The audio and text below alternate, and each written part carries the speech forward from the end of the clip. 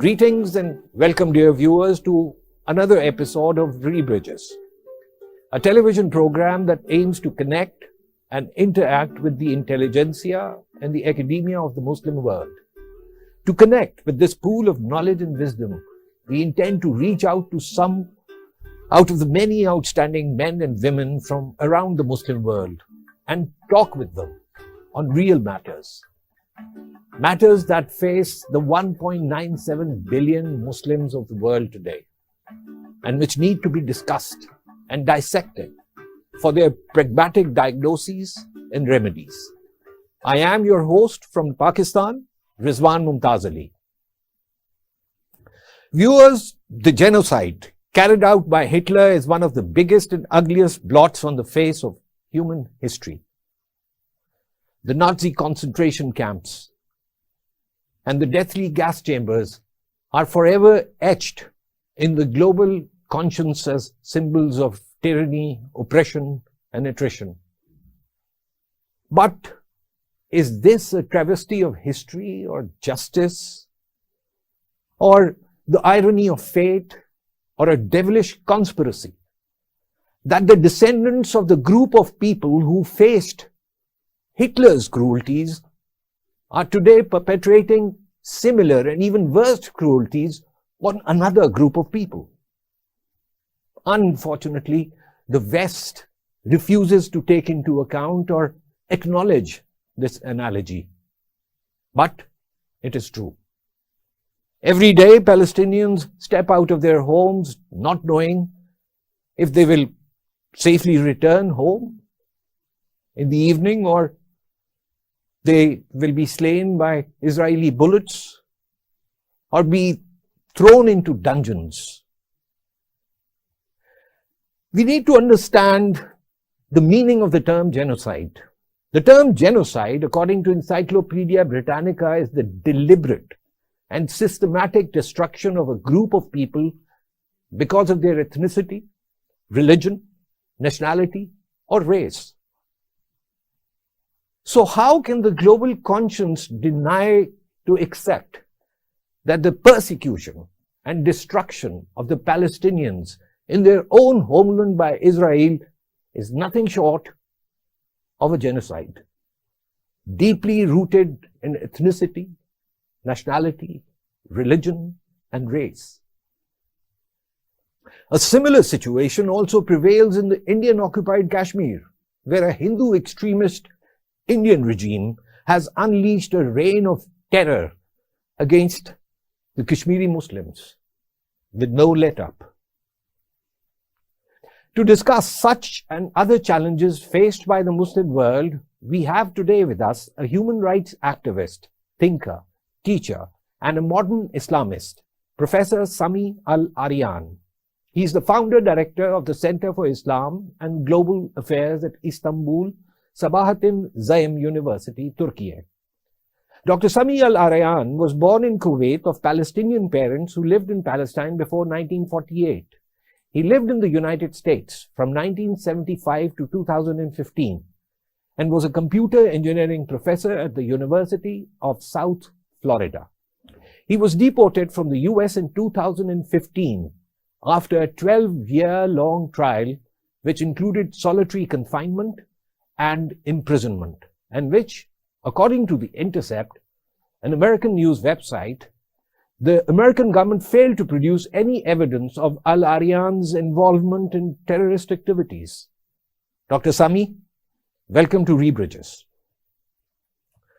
Thank you. Thank you very much for the invitation. For the benefit of our viewers, I tried to very briefly apprise them of the many years of your struggle and your incarceration in the United States of America. My first question also relates to this, that Dr. Sami, in 2017, when you were at the airport and preparing to leave the United States, your last remarks were that I came to the United States for freedom, but 4 decades later, I'm leaving to gain my freedom. During your trial, the jurors didn't find you guilty, and neither did the sane American public. The Amnesty International called you a prisoner of conscience. You were in the Newsweek, yet you were tried and incarcerated because of your pro-Palestinian writings and speeches, especially when the American Constitution guarantees the freedom to write and speak. Dr. Sami, why did the US justice system not uphold this principle in your case? This is my first question. First, let me thank you for the invitation and thank you for giving me this opportunity to engage your audience and the public at large. American justice system does have its flaws. Once someone is targeted, and this could be for racial reasons or for political reasons, as in my case, then many of the values that they espouse no longer hold. There are today, after 9/11, not dozens or few, but hundreds of political prisoners. These are people who were targeted because of their belief or because of their association or because of their background or because somehow they got the attention of the American authorities and they were targeted because of these reasons, and mostly are Muslims, and among them, obviously, a bunch of Palestinians. And they were targeted also because of their connections, their associations, or because of their political beliefs, or because of their activities. These activities riled the Zionist lobby, riled the Zionist institutions, so they were targeted. As in my case, you know, as you said, as you pointed out, I lived in the United States for 4 decades. I was a university professor. I was very active on the Palestinian arena. I was invited to dozens and dozens of campuses. And I also led a civil rights or civil freedoms organization that was calling for the banning of the use of secret evidence, which American security agencies, the FBI particularly, but also immigration services, wanted to use so that they can hold immigrants or try to deport immigrants that they didn't like. So we were successful. We were able to have campaigns, political campaign, media campaign, legal campaign, and we were winning these cases. I got pretty close to many political leaders, and they wanted to get the support of the American Muslim community, and that effort led to some successes, both in the political arena as well as in the legal arena and public opinion. But after 9/11, because of these efforts, also because of my Palestinian activism, I was targeted, and the Zionist organizations who were trying to get me fired from the university for a long time, but they were failing because of the strength of the tenure system in the American higher education system. But after 9/11, many of these values, many of these rules, these traditions were basically thrown out of the window. So it was easier after 9/11 to target someone and eventually charge them with a bloated indictment. In my case, they were asking for 3 life sentences plus 220 years. Many of the protections that you think you would have under the Constitution or tradition were thrown out of the window. I was denied bail. I was put in solitary confinement. I was not given my speedy trial rights because in the Constitution, in the laws, if you do not waive it, you should be tried within 70 days, and that right I didn't get. Eventually, after 27 months, and the longest trial since 9/11, for 6 months from beginning to end, there hasn't been a single trial that went continuously for 6 months since 9/11. They couldn't get a single conviction from a jury of 12 that they were talking to for months, having 80 witnesses. I presented 0 witnesses, and we rested the case based on my First Amendment or the freedom of speech enshrined in the Constitution of the United States. and yet they were not able to convince a single juror, to convince a jury to convict on a single charge. So that was the outcome. But of course, in the meantime, we had to suffer. Now, this is not an isolated case, because there are dozens and dozens of other activists, political activists, that they have, or even sometimes people who are not activists at all. So what Yet do you, they were targeted. how would you interpret this for that you actively participated in the election campaigns of President Clinton and President Bush, and you were considered to be a prominent Arab American. But they say that, as you said, that you were made a victim of the broader post-9/11 US government campaign that criminalized the support to Palestinians. What would you call it? Hypocrisy? Double standards? Or something more sinister than that? No, I mean, it's double standards for sure, but also we have to understand the environment that took place, which Muslims became targets. It became very easy to malign them and to sully them and to target them.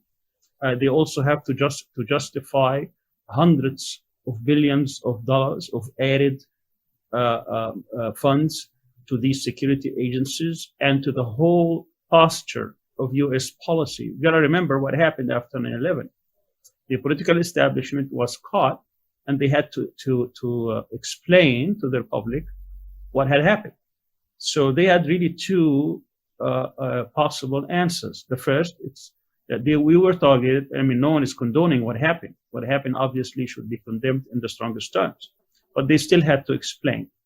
They either would have said we were targeted because of our policies, in which case they have to be held accountable. They have to answer what kind of policies would bring that kind of mayhem. Or they would say that we were targeted because of our freedoms, because of our democracy, because these people do not value these values. They want us to change our way of life. But since we're not going to change our way of life, we're going to go to them and change their way of life. We're going to change them. They will not change us. That meant that there is a new campaign that would be targeting Muslims throughout the world, including, of course, Muslims living in the United States. That's what happened. Muslims inside the United States had to endure a campaign of intimidation, a campaign of targeting. They had to be looked at as suspects in every way, whether you are a member of a mosque or whether you are a prominent leader within the American Muslim community, or whether you have been active and supporting causes that the United States did not favor, whether these causes had to do with Palestine or Bosnia or Afghanistan or Somalia or many other causes throughout the Muslim world, Kashmir. There were people who were targeted because they were supporting the issue of Kashmir, or were they supporting the issue of Bosnia, historically speaking, and of course, they were supporting the issue of Palestine, or generally speaking, if they were vocal in their support of some of these liberation movements. Is this animus, this animosity against Muslims, is it a manufactured animosity, or you think that its roots are far deeper than what meets the eye in the West? And do you think that this would change? Can it ever change? Will it ever change?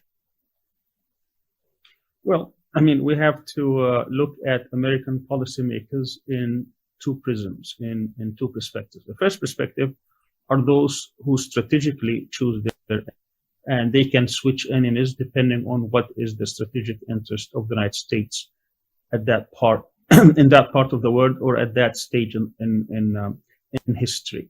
So after the fall of the Soviet Union and after the disintegration of the Warsaw Pact and the end of the Cold War. Yes, that happened in the late 80s, in 89, and the disintegration took place in 91, and we no longer had the Soviet Union. The United States became a unipolar. The world became a unipolar. The United States became not only the strongest country in the world, but also the only superpower in the world. That meant that they really have to start thinking about what is the grand strategy of the US. That was a moment of change. These things don't happen often in history. These things happen sometimes once every generation, sometimes once every century. But they chose the grand strategy of liberal hegemony, meaning that they wanted to become the hegemon in the world, espousing liberal values as they suit the United States. Not necessarily that they necessarily are going to uphold these values, in terms of democracy, rule of law, free speech, and all these values that they enshrine in their societies, or at least call for within their societies, but they also would like to see, but they wanted to see it in a version that will only suit the strategic interests of the United States around the world. If during that reign they would have to target certain people, they have no problem with that. But also you have the prism of the security agencies, those who don't really look at the strategic, but they look at, because of their assignments, because of their agencies, is that they look at what they may consider as security dangers. And in this essence, because they were not vigilant in preventing what happened during 9/11, they started to look, instead of trying to analyze what exactly happened and what is the role of the American Muslim community, which was zero. There is zero evidence that they were involved in any way, shape, or form in what happened. That went out of the window. Then every Muslim became a suspect. And with that, they start manufacturing crimes because they change the posture of their security policy. Before they go and apprehend people after they commit crimes, that change, now they have to predict who could be a future criminal. We have to go arrest them, target them, imprison them, deport them, do what you may have in order to get rid of them, because we think that this person is going to be a criminal sometime in the morning. It's going to do something of criminal nature in the future, and therefore we need to prevent him. So one that fails is the to understand, Dr. Sami, one fails to understand Yes. that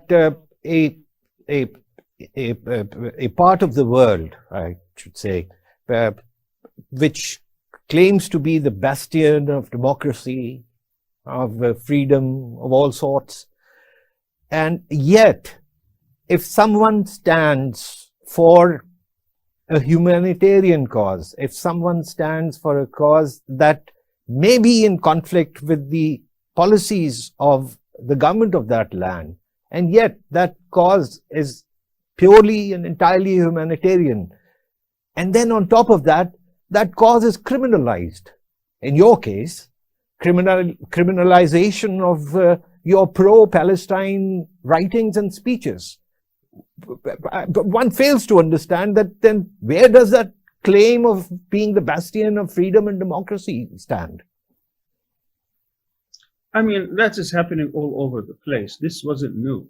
I mean, the fact that the United States would target certain people associated with certain causes, it's not something that just came after 9/11. This is infused throughout U.S. history, because you have to look at the larger picture, which is that the United States represent those people who control the institutions, control wealth, and control its position. When the Republic started back in the 18th century, Native Americans were targeted because they were an obstacle to the expansion, what is called manifest destiny, so that you can get the whole United States together as one country, which would be the start of the rise of a great nation. African Americans were targeted for centuries, not only through the institution of slavery, but what even came after the abolition of slavery. Other people were targeted, whether they were the fear of what's called the Red Scare in the 20th century, early in the 20th century, the labor unions, the Catholics who were active within these labor unions, the churches, and so on and so forth. So there is a history of persecution throughout. This is a very morbid picture that you're painting, and Let me just for a second take you away from the United States and let's go to Europe. The Muslim world is in a state of shock on the recent absolutely tragic Quran burning in Sweden. This ideology of hatred, which they dub as Islamophobia, hatred against Islam, this ideology is fast gaining roots in Europe as well, and right-wing political parties in Europe are scoring electoral victories riding on this anti-Islam agenda. But there may be other factors. The Muslim migrants, their influx may be a factor, and these parties may be exploiting that factor as well. But I'm intrigued by this observation which I came across, and according to some contemporary thinkers and historians, crusades never ended, and they are continuing. Is the West that claims to be secular inherently one when it comes to Islamophobia? Or you think there are voices of sanity and reason there which can defeat or prevail over this hatred, this Islamophobia? Yes, certainly the West is not one monolith, one shape, one color. Certainly there are many forces within Western countries that condemn all kinds of xenophobia, Islamophobia, anti-Semitism, all kinds of racism. We are talking here about small strand which hates Muslims. They do exist in almost every society across Europe and perhaps even across the world, including India, including China, including the United States for sure, and some even in Latin America. But we need to analyze what actually happened. We do not need to take it out of its proper position of what happened. This was a single person, very well known. He was not even Swedish. I mean, he has a dual nationality of Danish, Swedish, but he's in the Danish parliament. This person is well known, and his objective, his motivation is to rile up the Muslim world. And I don't think we should fall for these people. But at the same time, I need to point out to the disingenuity. The West is disingenuous when it comes to Islam, because if someone is going to deny the Holocaust today, whether in public or on the media or in parliament, they will immediately be charged and most probably would be convicted and sentenced. And therefore, there are laws on the books that will punish those who would deny the Holocaust. Similar laws are being now written, and there are all kinds of hate laws, those people who do what's called hate crimes, whether you try to insult the LGBTQ community, or we are trying to be anti-gay or anti-Semitic, or all kinds of different racial and ethnic groups. But yet, when it comes to Islam's holy symbols, particularly the Prophet and the Quran, there are absolutely no laws that would protect against the insult and the desecration of these holy symbols. And you could see that this is something that affects not only 1.7 billion people across the world, but the millions and tens of millions across Europe of Muslims. These people basically have no protections. So when the West talks about freedom of speech and academic freedom and free speech and free values, they are really talking, they are invoking these kind of rights and these kinds of freedoms only to silence Muslims. But no European official, no European public person could come out in public and say, for example, things against those who espouse an anti-Semitic speeches, or they can deny the Holocaust, or try to insult other groups that have become powerful in society. So, and in the same level, I think Muslim countries are also disingenuous. We just get riled up, we just get nervous, and we get angry and start demonstrating when one person who is very well known to be a hater of Muslims desecrates the Quran. I think Muslim countries who only succeed in condemning and issuing declarations, they could do a lot to stop these phenomena. All what they have to do for the OIC countries, that 57 Muslim countries, would come together and give a warning to European and other legislative bodies across the world. If you do not have in your laws, in your books, laws that would protect these symbols, particularly the Prophet and the Quran, there will be consequences. You know something? You write this: India, America, Europe, we're going to reduce your trade by 5% for every year that you do not put these in the books. Believe me, within a year or two, most of these countries will put some kind of protections because they exist for others. You cannot, for example, but for you that, cannot insult the Queen. Dr. Sami, but for that, the Muslim world, the Ummah, has to come on the same page. They need to be united. They need to bury their differences, bury their hatchets if there are any, and take a unified stance on it. But while there has been a lot of condemnation by the Muslim countries, and here I must laud the step taken by the Turkish government when they have withdrawn their support from the NATO membership of Sweden and Finland. Where this may be a sort of a token gesture on their part, but it means a lot. It shows that there is an Islamic country which has taken a strong exception to this heinous act of Quran burning.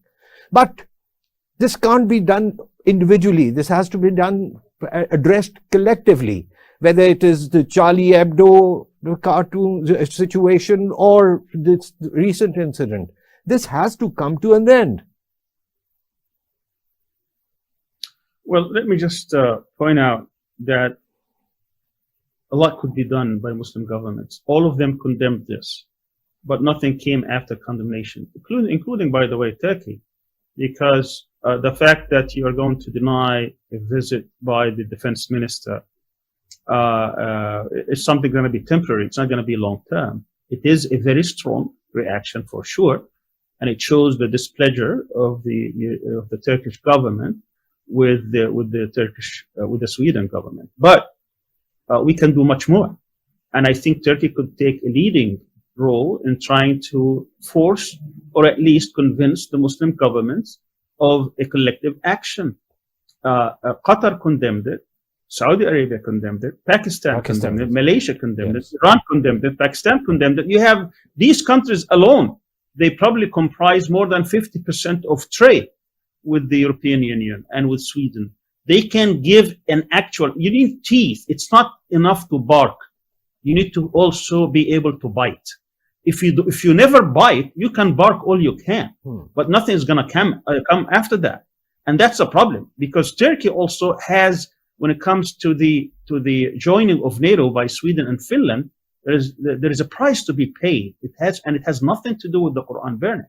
It has to do with its strategic problem with the United States when it comes to defense procurement, as well as what's happening in northern Syria with the PKK. So that price is not going to be exacted from Sweden or Finland. The one who has to pay that price is the US. And as long as the US does not pay that price, Turkey is going to hold its line. It's going to reject the membership of Sweden and Finland. So it really has nothing to do with Sweden and Finland. I mean, this is what's happening in international relations, but the real price would have to be exacted from the US. That is showing its hostility now for a few years against Turkey, and Turkey is not happy about it. So this is the first time that Turkey has real leverage over the United States in order to get these kinds of policies corrected. That augurs well. Now, you run a center by the name of Islam and Global Affairs. You're the founder director of this center. What is the role of this center or organization? Yes. Well, our vision is to be one of the most important or premier research institutions across the Muslim world. Our objective is to study the relationship between world powers and the Muslim world. And at the same time, our mission is to conduct this kind of analysis, this kind of research, quality research, to educate the public and also policymakers, and try to propose policy recommendations or roadmaps that will impact, that will influence public policies toward the Muslim world and the development and progress of Muslim society. So in essence, what we'd like to do is to study the Muslim world and try to see how we can improve its lot, how we can improve its relationship with the outside world, but also within the Muslim Ummah. Our target is the Ummah. We want a united Ummah. We would like to see a powerful Ummah. We would like to see a new renaissance that is based on our values. But at the same time, we would like the Ummah to be powerful vis-a-vis the outside world. So we have to study that relationship. We have to study the legacy of colonialism and all the different fault lines that exist within the Ummah, whether it's sectarianism, whether it is nationalism in the negative sense. We need to study the role of religion in society, because that seems to be a big fault lines within particular societies. We need to study the minorities within societies, and also the most important issues that have been raging now for decades: the issue of Palestine, the issue of Kashmir, and the different liberation issues, the relationship between now and how the Ummah is going to be revived. These are some of the issues we would like to focus on. I must appreciate the efforts that your center has undertaken, and I hope and I pray that that day will come when the Ummah will be united, and organizations like the one that you're running and similar other organizations and individuals will be able to turn the wheel around. I'm sorry to say, but at the moment, things are going in another direction. Now, there are various challenges that the Muslim world faces. I'd like to come to those challenges one by one. Justice, for instance. You fought for your freedom in the US, where the justice system does allow such a fight. Let's give the devil his due, in a manner of speaking, that you were allowed to fight, although you were incarcerated and you were persecuted. And yet there was a justice system that did allow you to fight. On the other hand, in almost all Muslim countries, justice is perhaps one of the rarest commodities, if not the rarest commodity. Do you think that unless the Muslim world collectively and Muslim societies individually reform their justice systems, we cannot reform our societies? And at the same time, we cannot put up a strong case for the right to freedom of the oppressed Muslims of, for instance, Palestine and Kashmir. If our justice system is flawed, how can we seek justice for the injustice being perpetrated on Muslims of Palestine and Kashmir? I think you're making very good points. We start by saying, yes, you have a fighting chance in the US. Sometimes the odds are going to be against you, but at least you have a fighting chance. Can you speak a bit louder? Yes.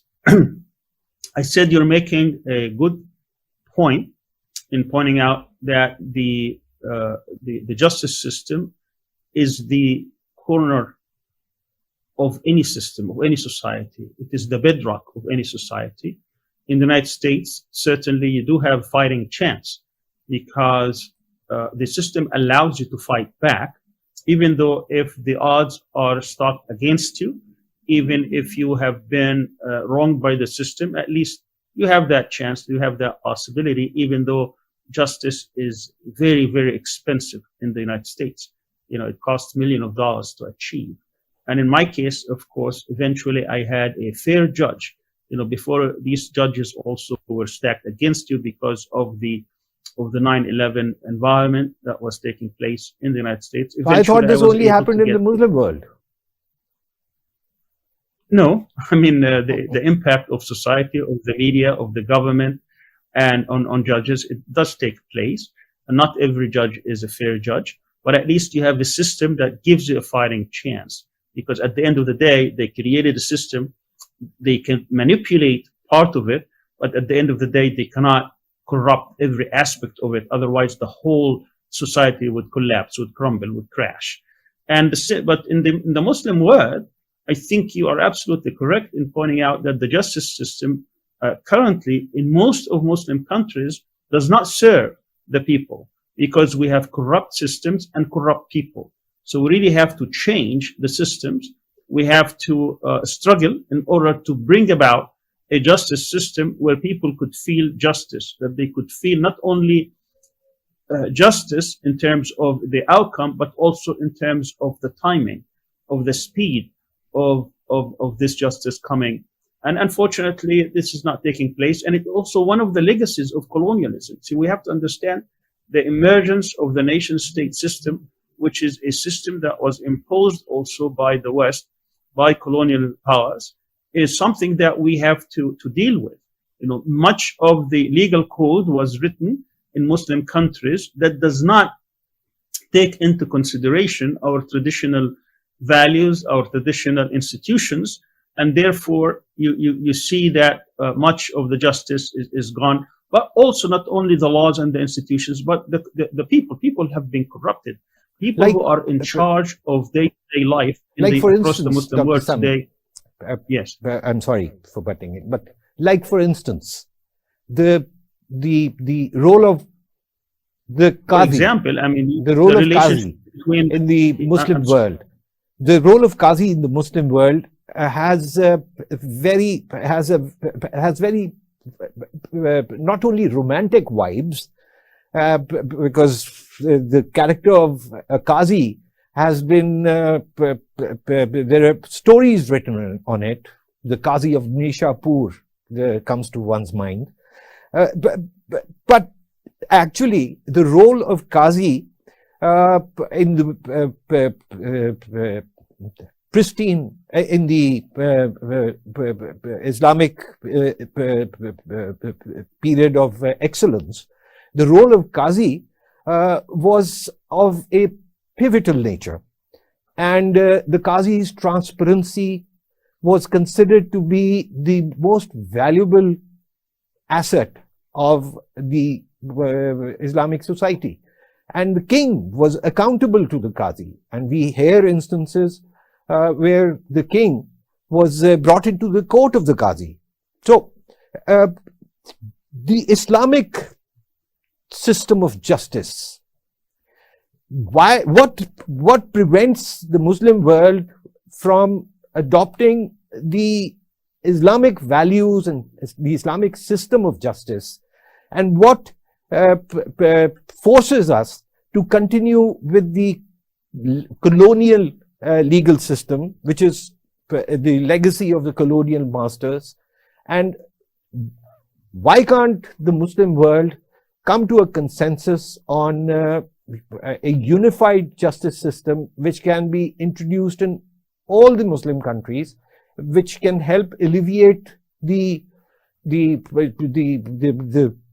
problems, the travails of the teeming billions of Muslims in the Muslim world?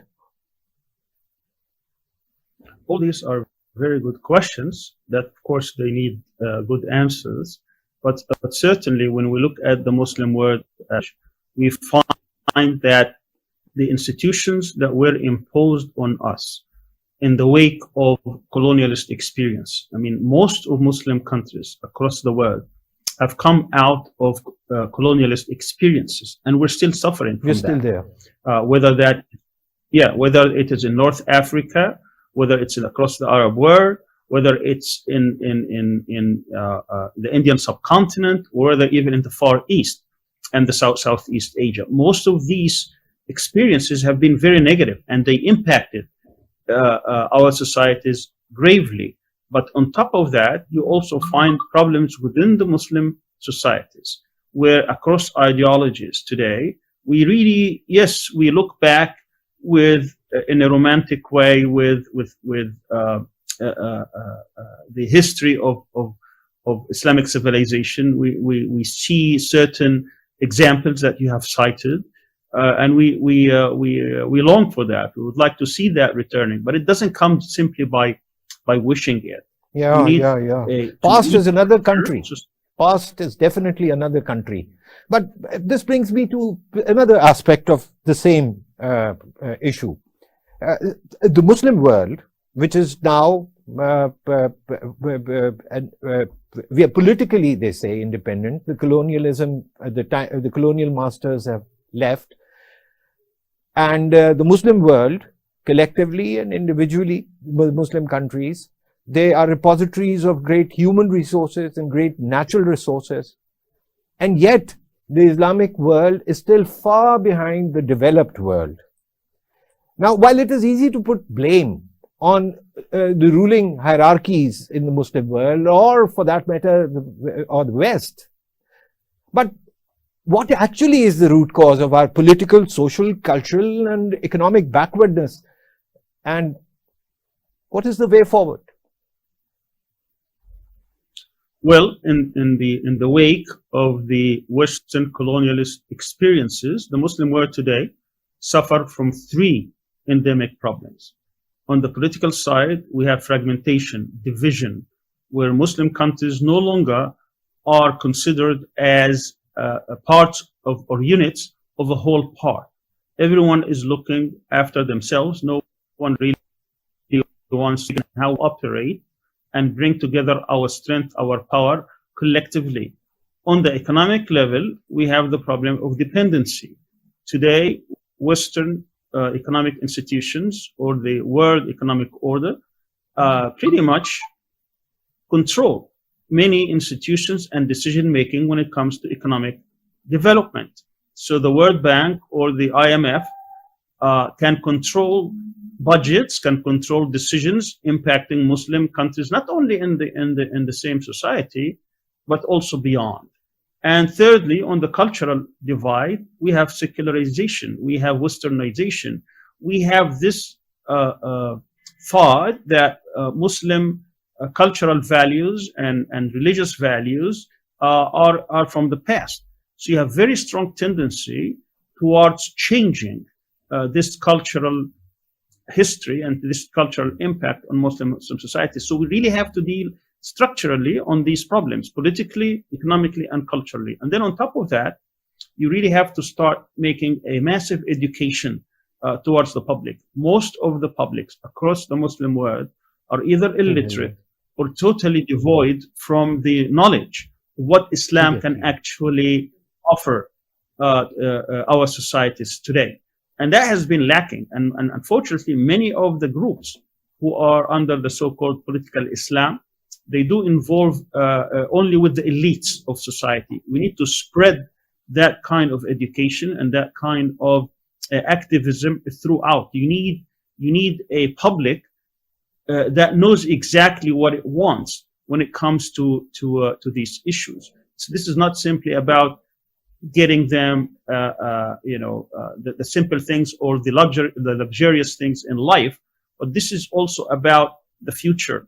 About the future of the children, the future of the ummah, the future of how we're going to change the world to a better place, to a more peaceful place, to a freer place, to a place where not only you look after this life, but also you long for Jannah. You're looking for the afterlife. Inshallah.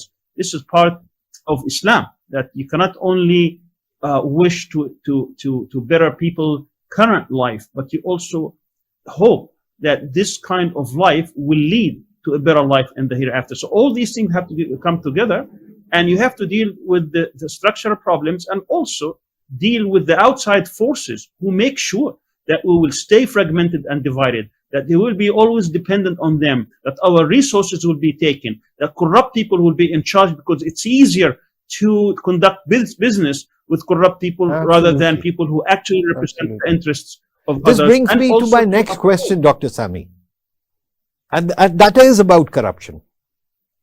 Financial corruption, Dr. Sami, like cancer, is eating into the Muslim society.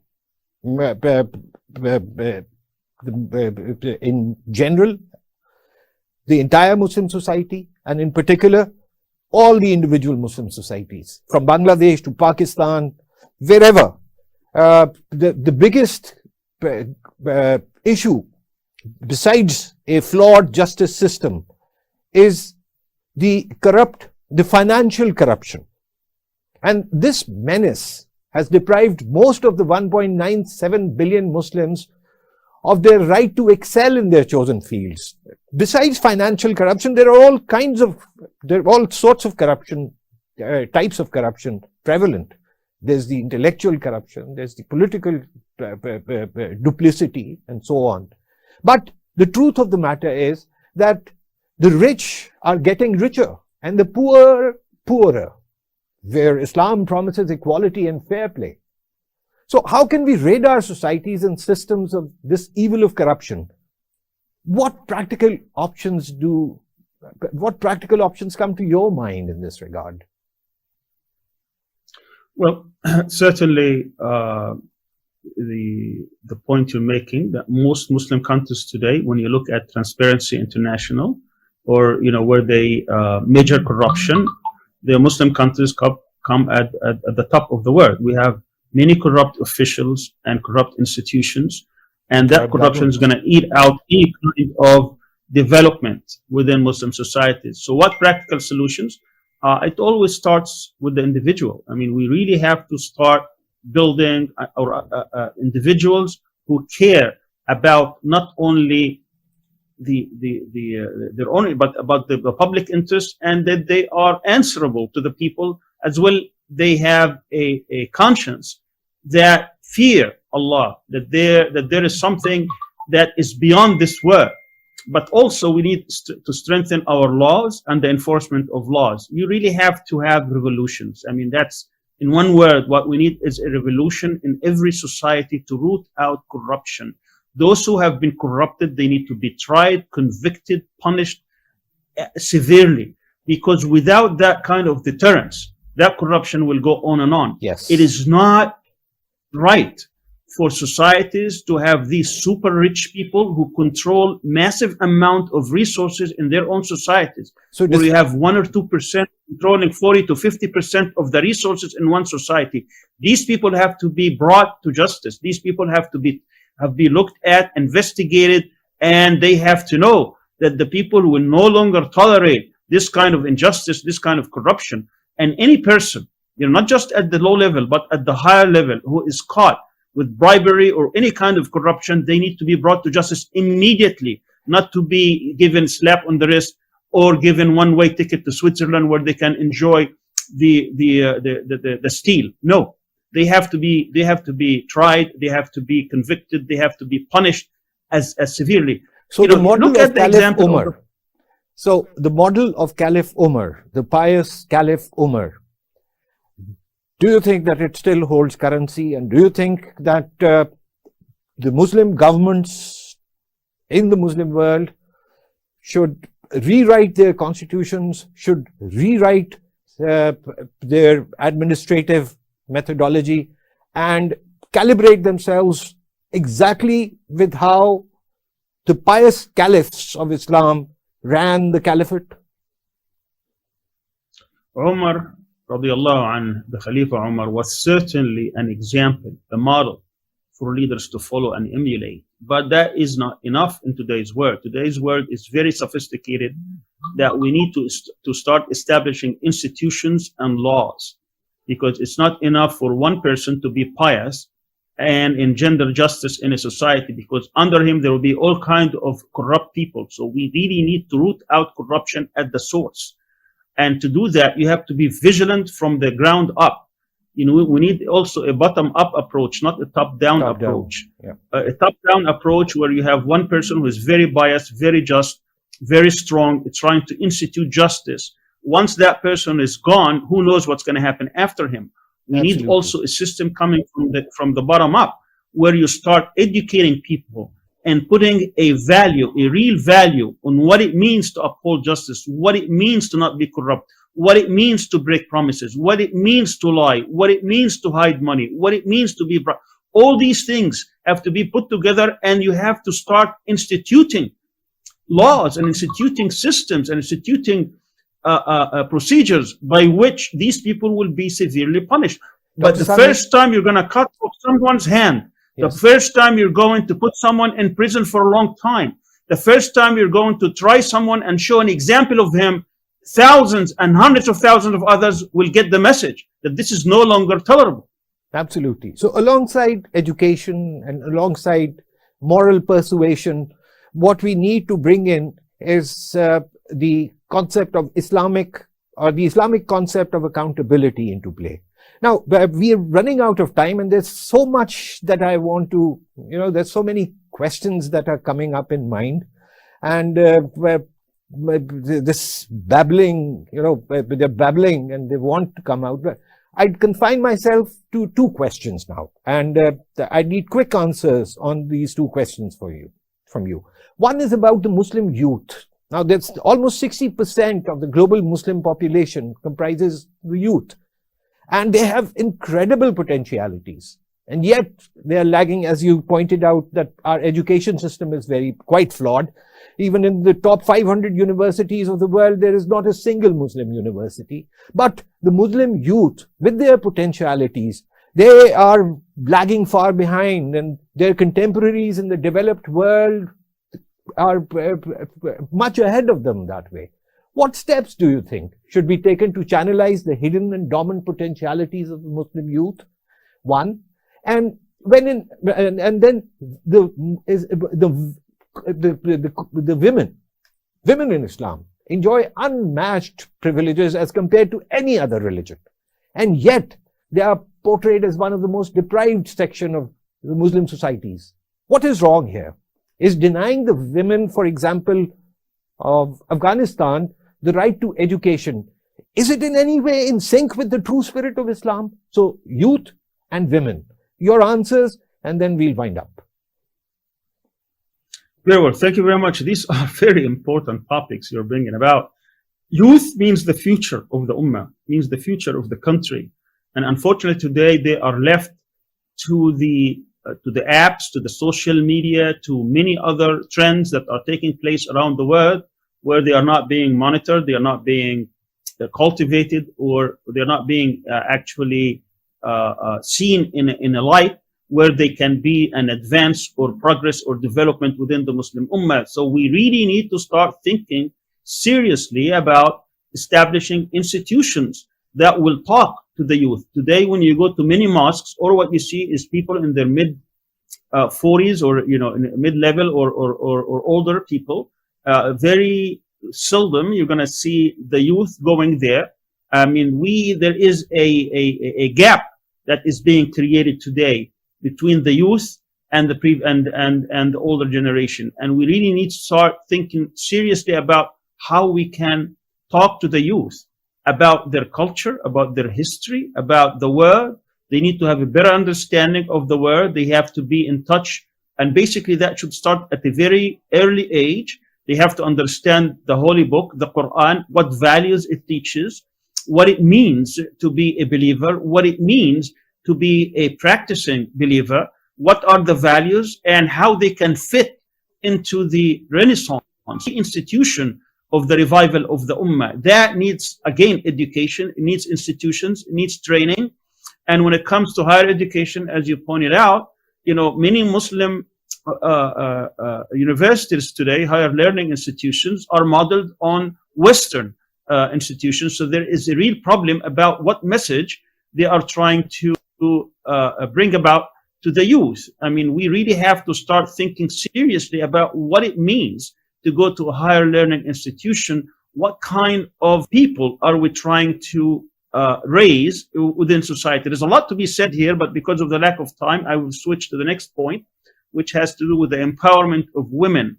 The best example you could see was the example of the early days of Islam, the example of the Prophet, how women were empowered, how the Quran empowers women. many of the messages we get, particularly from Western sources, but also from many voices across the Muslim world, is that women are put down by Islam, that women really have no rights, and that we need to liberate Muslim women. While if you look closely at how the Quran and Islam treat women, how they are being addressed in the Quran, the obligations put on them the same as men, and so on and so forth, you will get the real message that women are partners to men in life. These are not separate. Yes, they have different roles, or may have different focuses, but it's a fact of life also that a woman is obligated to Allah in the same way a man is obligated to Allah, that she has rights in the same way men have rights. And therefore, we need to start thinking in new way. We should leave behind us those values, these traditions that actually contradict Islam. Many of the things, many of the situations that women find themselves in across the Muslim world have nothing to do with religion, have nothing to do with Islam, have nothing to do with the teachings of the Quran. They have to do with tribal traditions, they have to do with cultural traditions, which sometimes or oftentimes contradict with Islam. So we need to separate these two issues. What actually rights Islam give to women, and what things which could be trappings that are imposed in women that have nothing to do with religion or with the wrong interpretation of religion. Women are half of the society. If they are not liberated in a way that is consistent with the traditions and teachings of Islam, then you have half of your society basically being paralyzed. And we cannot develop a society when half of it is paralyzed. Also, women are the mothers of the youth, mothers of the future. If they are not well educated, you talk about they are denied education. How can you educate a generation, the next generation, if their mothers are ignorant? If their mothers do not have the tools by which they can bring and raise the next generation that's going to raise this ummah and revive it so that it can become the beacon of hope across the world. The world today is in a very bad situation. Culturally speaking, we are in a decadent. Don't look just at economic achievements, but also the way the West has deviated from the moral and ethical values that are supposed to bring nations into becoming the beacon, into becoming the stars in this world. Islam can play that role, but we really need to change, as I said, our society in a massive way, in a revolution, by bringing and building institutions that can take it to the next level. Couldn't agree more with you, Dr. Sami. The revolution of Islam that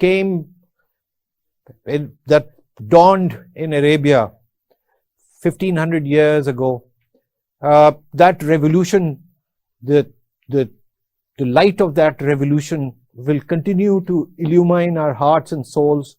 And the way forward for the Muslims of the world is to adhere to the principles of Islam and the precepts and the values and the teachings of the Holy Prophet of Islam, Hazrat Muhammad, peace be upon him. It was a pleasure talking to you, and I hope I get another opportunity to talk to you, and where we can discuss these and other issues at length. But due to the paucity of time, prevents me from talking any further. Dr. Sami, it was a pleasure talking to you. Thank you very much, and Assalamu alaikum.